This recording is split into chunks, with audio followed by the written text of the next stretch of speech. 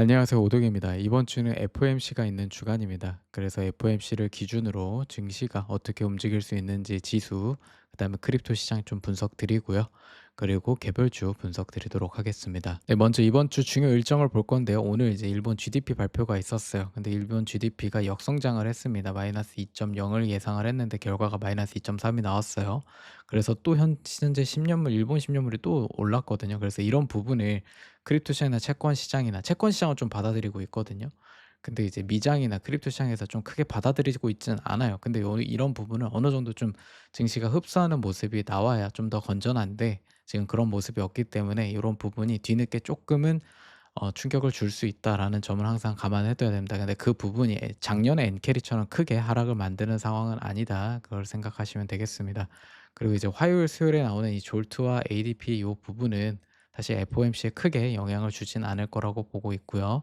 그래서 FOMC는 지금 일단 25bp 인하를 확정적으로 보고 있어요. 이게 안 하게 되면은 증시엔 큰 충격인데 웬만하면 할 겁니다. 파월도 딱히 지금 이 부분에 대해서 부정적인 의견을 내고 있지 않기 때문에 좀 높은 확률로 시장에서도 한 80-90% 보고 있죠. 그래서 FOMC가 나올 거고 중요한 건 이제 점도표를 좀 봐야겠고요. 그다음에 기자회견도 뭐 말 뉘앙스가 중요하겠죠, 이유. 근데 이미 일단 올해 12 월까지 금리 인하를 하게 되면 시장이 원했던 3 회를 하는 거기 때문에 이 향후 요 부분에 대해서의 그 큰 충격보다는 이 3 회를 했다는 것 자체가 좀 중요하다. 그래서 3회 이후에는 다음 금리 인하는 좀 더뎌질 거라는 걸 시장도 알고 있습니다. 그리고 이제 실적 발표가 오라클이 나와요. 이 오라클 실적 발표는 좀 중요하다고 생각합니다, 이번에. 최근에 근데 오라클이 많이 좀 조정을 받았죠. 그리고 오라클이 성장을 해야 증시가 더 전체적으로 갈 수 있습니다. AI 버블이 이제 오라클 실적이 중요한데 전 잘 어느 정도는 잘 커버가 될 거라고 보고 있어요. 그래서 뒤에 개별주 설명을 드릴 때 오라클을 좀 분석 드리도록 하겠습니다. 그다음에 브로드컴도 좀 선반영돼서 많이 오르긴 했는데 실적 자체는 잘 나올 거로 보고 있습니다. 네, QQQ를 보면은 이 630 구간까지 붙일 수 있는 구간, 저번 주에 이 상승이 여력이 강했을 때 부분을 설명을 드렸고 지금 구간에서도 이 상승 추세가 이어지고 있다. 그럼 요 상승 추세가 이어지는 구간에서 FOMC를 맞이하게 될 겁니다. 그럼 요 구간에서 이만큼 올라왔기 때문에 사람들이 FOMC를 기준으로 조정을 바라볼 수 있는데 이런 경우에는 FOMC 기준으로 상승의 더 확률이 더 높습니다. 중간에 FOMC나 이런 구간에서 약간의 눌림, 한 지금 구간에서는 한 617, 15 여기까지도 눌릴 수 있어요. 620이 기준이 되겠지만은. 그래서 중요한 거는 요 내에서 떨어지는 것조차 지금 구간에선 상승으로 전환되기 전에 눌림 정도로 봐야 됩니다. 그래서 지금 구간에서는 계속 상승 관점으로 보시는 게 유리하고요. 숏을 크게 들어가거나 요 부분에서 추세를 거스르는 무빙에 숏을 치기에는 되게 리스크가 큰 구간이라고 생각을 합니다. 그래서 여전히 저는 이 12월 달 자체를 좀 상승 여력을 크다고 보고요. 640 부터 이제 650 구간까지 오게 되면은 여러분들 이제 어느 정도 부분 익절은 좀 필요하다고 생각을 합니다, 종목들에 한해서. 그래서 일단 여기까지 올라가기 전까지는 여러분들이 좀 모아가면서 좀 롱으로 계속 추세를 보시는 게 좋아 보입니다. 네, 그리고 가상화폐 보도록 하겠습니다. 비트코인 같은 경우에는 주말간에 한번 90K를 다시 깨고 한 87K 정도까지 가는 하락이 있었는데 이 부분에 대해서 멤버십 텔레그램에 크게 중요한 하락은 아니었다. 그래서 요러기 중간에 비트코인에 청산을 시키는 매물이 있었는데 그 매물을 한번 청산을 시키고 다시 올라가는 모습으로 보여진다라고 설명을 드렸고요. 그리고 현재 구간에서는 일단 이 일봉 20일선 있잖아요. 여기 구간을 다시 계속 막히고 있어요. 그래서 요 혀를 뚫어줘야 일단 96K 여기 98K 여기 부분을 갈 수 있다. 근데 요 구간의 과정은 시간이 필요할 뿐이지 요 구간에까지는 올라갈 겁니다. 만약에 이게 전체적으로 이 비트코인이 시즌이 아웃이 되는 리젝이 되더라도 요 구간에서 이 100K 근처까지는 찍고 나서 결판이 날 거거든요. 여기서 뭐 다시 이제 아예 진짜 시즌 아웃인지 아니면 다시 올라갈 건지. 그래서 여기 올라가는 부분까지는 전체적으로 흐름상 컨펌으로 정해져 있다. 그래서 이 부분에서의 일정 부분의 하락 정도는 여러분들이 크게 신경 쓰지 않으셔도 된다고 생각을 합니다. 네, 그리고 이더리움이고요. 이더리움은 21선을 다시 돌파를 했고요. 제가 비트코인보다 이더리움의 상승폭이 좀 더 클 거다라고 말씀을 드렸는데 그 관점은 지금도 유효합니다. 그래서 상승을 한다면 10% 이상의 상승이 가능한 구간이다. 최소 이제 3,400에서 3,600 까지 갈 수 있는 이더리움의 모습이 나와 있기 때문에 일단 요 자리를 가게 되면은 너무 물량이 많이 들어가신 분들은 쪼끔의 일단 물량을 정리해도 되는 구간이라는 거죠. 수익 실현을 해 놓고 이 향후 여기를 이제 돌파를 하는지 그다음에 다시 떨어지는지를 체크를 해 봐야 되는 구간이 될 거다. 그래서 지금 구간에서는 저는 3,400에서 3,600 까지는 좀 컨펌적으로 올라갈 수 있다. 이 구간에서의 하락도 똑같이 큰 의미 없는 하락에 좀 청산을 시키기 위한 무빙이었고, 심지어 여기 구간에서는 좀 큰 고래의 매수 내부자 거래 그 소식도 있었습니다, 소스가. 그러니까 지금 구간에서는 다시 이제 그 어느 정도 이제 끌고 가느냐의 문제지, 이 시간이 조금 더 걸리더라도 이 요 정도까지는 충분히 올라갈 수 있는 단계다라고 보시면 되겠습니다. 자, 다음 개별주를 보겠습니다. 먼저 오라클을 보면요. 오라클은 지금 요 구간에서 조정 파동이 335로 첫 조정 파동이 일단 끝난 겁니다. 그래서 파동상으로는, 그리고 지금 구간에서 전환이 되는데 중요한 모습이 보여진 부분이 여기서 꼬리를 달고 요 삼각 수렴의 추세의 상단 요 넥라인 있죠. 요 라인을 돌파를 해 주면서 이거는 이제 SMA 단순 이동 평균의 200일선입니다. 그래서 200일선 중에서 SMA도 중요해요. 전체적인 시장의 트렌드는 SMA로 기본적으로 보기 때문에, 그래서 요 구간을 지금 돌파를 하면서 지금 이제 EMA 21선에 부딪힌 상황이죠. 그래서 요 구간에서 핵심 저항에 부딪힐 수 있는 구간인데, 지금 요 구간에서 오라클이 옵션 상황도 개선이 되는 상황이에요. 그다음 실적이 앞두고 있고 그 실적 전에 선반영된 부분을 크게 다시 되돌려 놨기 때문에 요 235에서 240 부근이죠, 여기. 요 구간까지는 충분히 붙일 수 있다. 요거를 주봉으로도 볼게요. 네, 주봉으로 봤을 때도 깨고 나서 한번 리테스트하고 내렸죠. 요 넥라인이 어디죠? 요 라인? 요 라인이 매물대와 겹치는 라인. 그래서 여기 한 235에서 240 부근입니다. 그래서 요 구간까지는 다시 한번 올라갈 수 있는 여력이 충분히 있는 겁니다. 그래서 오라클을 아래에서 잡으신 분들은 요런 구간에선 부분 익절이 필요한 구간으로 보여지는 거죠. 여기를 돌파를 해야 최대 갈 수 있는 구간은 280 불이에요.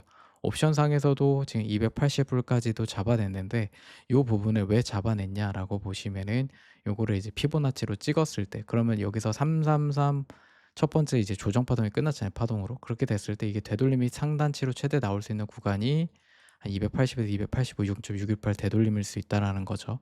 그래서 요런 이런 부분까지 체크를 했을 때 상단 여력이 여기까지 충분히도 가능하다. 근데 요거는 여기를 가기 위해서는 제일 먼저 뚫어야 될 곳이 여기다. 그리고 지금 구간에서는 지지받아야 되는 곳이 여기고요.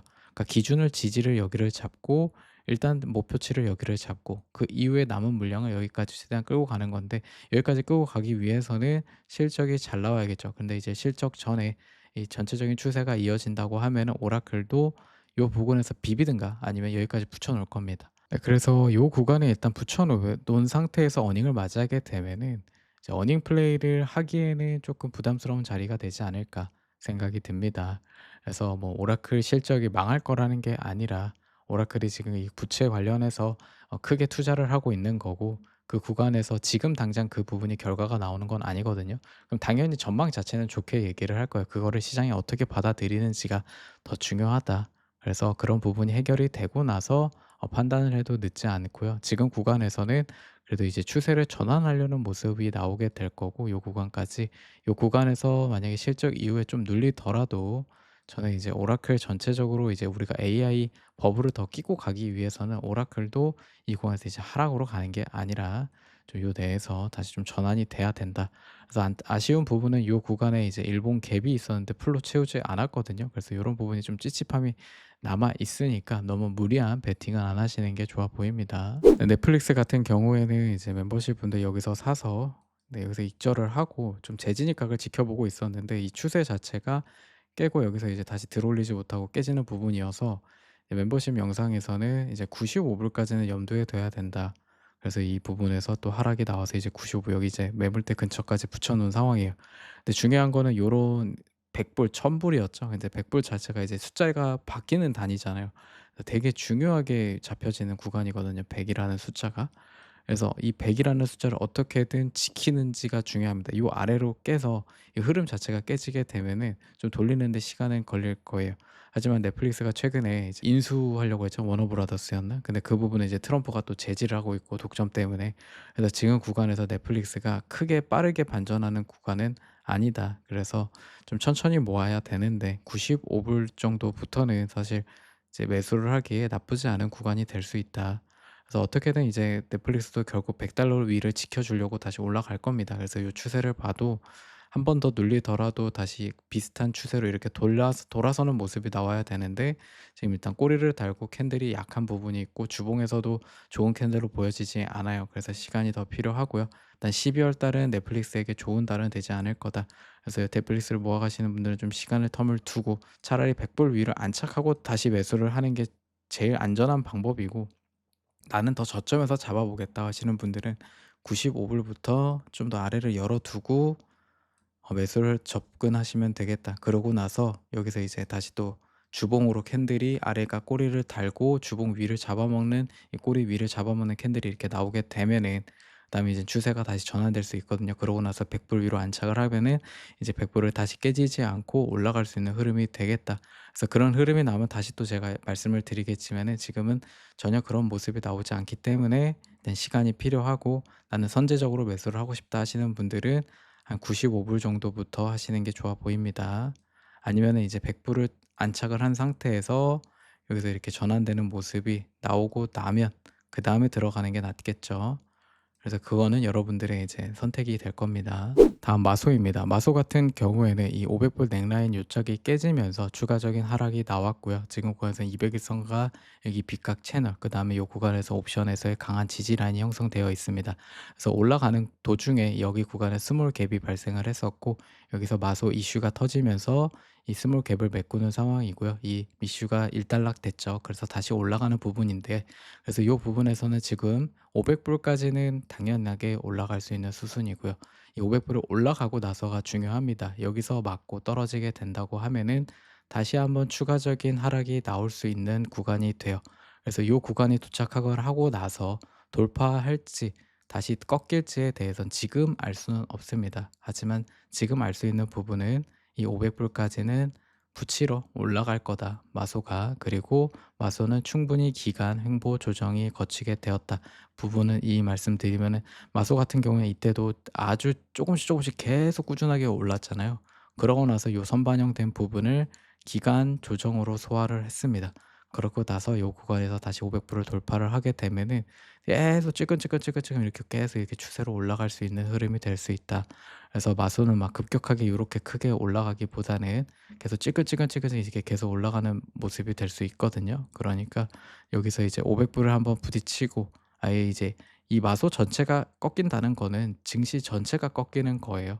증시가 전체적으로 꺾이게 된다고 하면 마소도 필연적으로 꺾이게 되는 거고, 증시가 상황이 계속 괜찮다고 하면은 마소도 500불을 뚫고 올라가는 추세가 될 거고, 이 구간에서 돌파를 하고 지지가 된다면은 생각보다 꽤 오랜 기간 상승력을 유지할 수 있다라고 생각을 합니다. 그리고 테슬라 같은 경우에 이제 450불을 돌파를 했는데 지금은 테슬라는 홀딩이 무조건 유리합니다.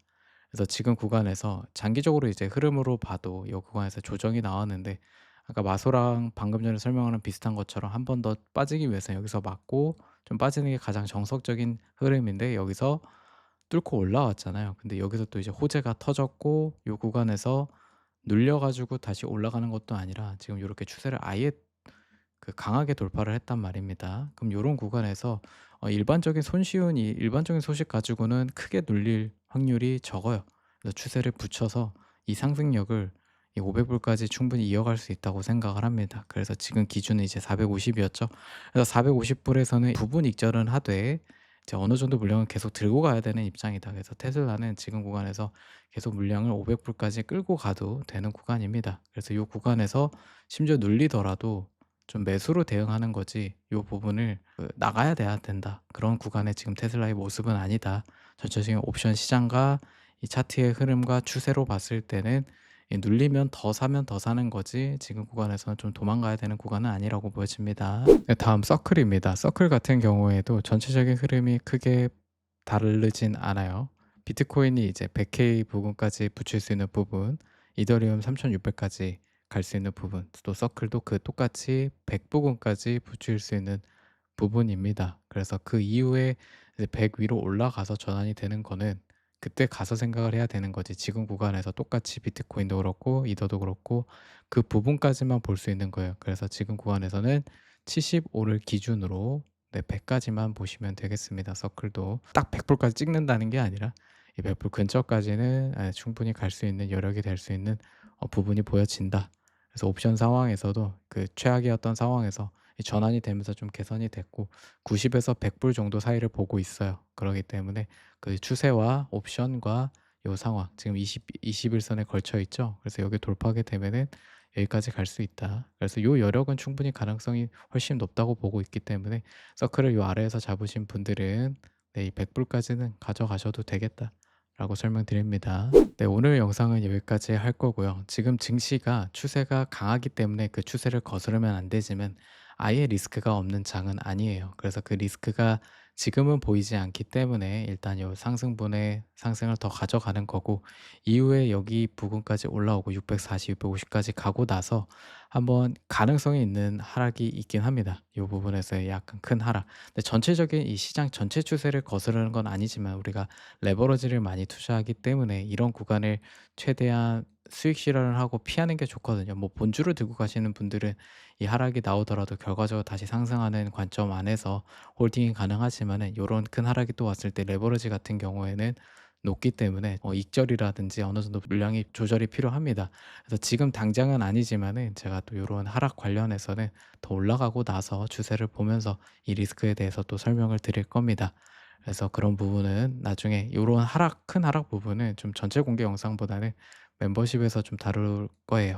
그래서 아예 리스크가 없는 시장은 아니다. 그리고 그 리스크가 존재를 하더라도 이 상승을 계속 갈 수 있는 추세는 여전히 유지가 될 거다. 그래서 요 리스크를 피하기 위해서는 우리가 뭘 피해야 된다. 레버리지를 익절을 부분 익절을 하면서 가야 된다. 레버리지 투자하시는 분들은, 본주를 투자하시는 분들은 요런 거 이제 장투로 가져가시는 분들은 요런 하락에도 더 떨어진다면 더 담는 구간으로 잡아 생각하시면 되겠고요. 그래서 지금 구간에서 생각할 부분은 아니고요. 지금 구간은 일단 상승 추세가 이번 주는 계속 이어질 걸로 보고 다음 주에 이제 CPI가 있잖아요. 그래서 그 다음 주에 증시가 그때까지도 계속 오른다, 이러면은 이 CPI 때 조금 충격을 받을 수는 있다. 하지만 지금은 이 추세가 유지가 되는 구간이다라고 보시면 되겠습니다. 네, 그래서 뭔가 이제 증시의 변수나 옵션에서 뭔가 변수가 이런 상황이 발생한다면은 설명을 또 드리도록 하겠습니다. 네, 오늘 영상도 도움이 되셨다면은 좋아요와 구독 부탁드리겠습니다. 오늘도 시청해 주셔서 감사합니다.